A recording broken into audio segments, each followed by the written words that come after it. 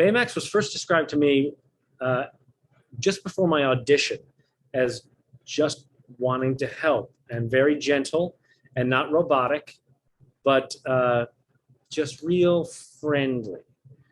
And from there, I try to add a bit of robotic kind of rhythms to it without sounding like just an algorithm.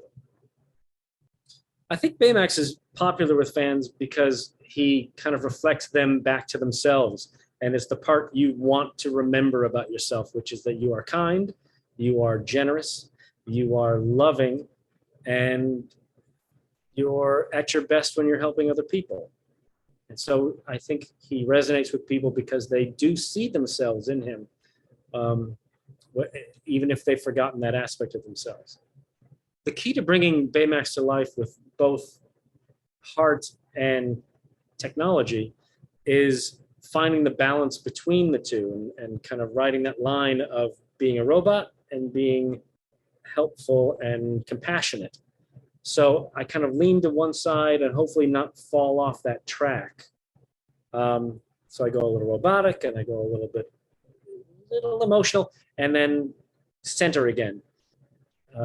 That's how I picture it in my head, is that he has an emotional life, but it's always kind of like tempered by the fact that he is the result of programming.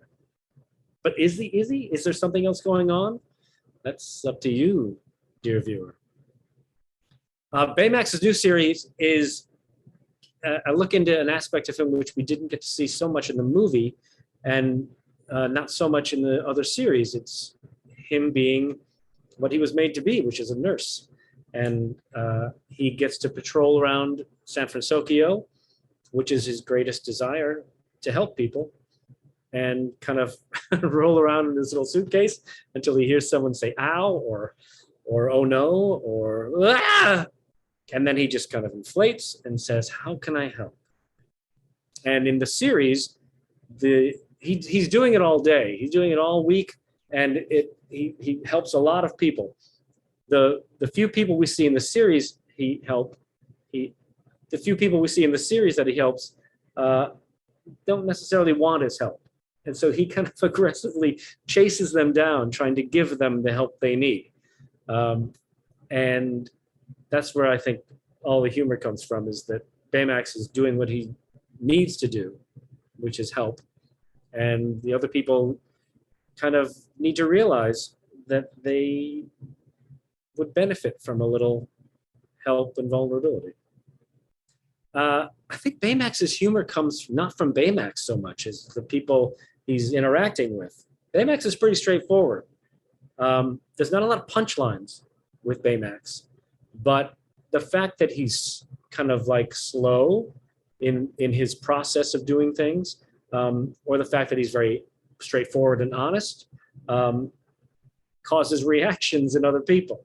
And so it's fun to see how people react to someone who's so pure and so honest and so, I don't want to say innocent, but uncomplicated. And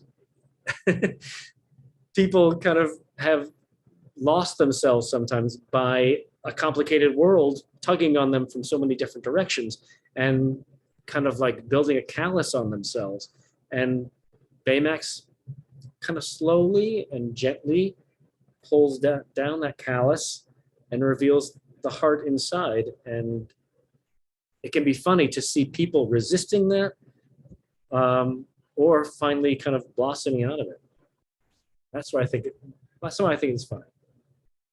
Well, working with the new directors is always fun because they see the same character you see, only they see it from their angle. So I always get a thrill out of seeing a new, very honest perspective on Baymax that maybe I hadn't thought of or someone else hadn't thought of yet.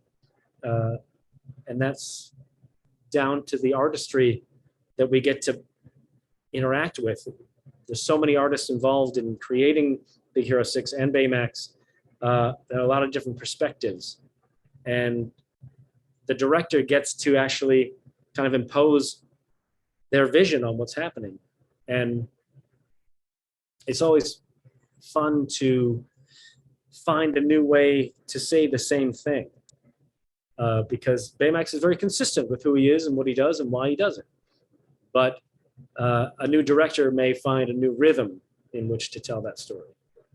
I don't know if patients would welcome Baymax's help. It's a kind of a weird concept that there's a faceless helper coming in to pick you up and roll you over and change your dressings.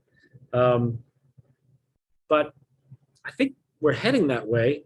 Baymax's technology is based on real technology that's still developing now with inflatable helpmates that are in the lab now at MIT and other places. So it's coming. Maybe if we ease into it, maybe if we slowly wade into that water. I think if there was suddenly a bunch of Baymaxes coming around to help people, it might be a little frightening until they get to know him. Once they get to know him, I think everything works out. But initially, there may be some resistance.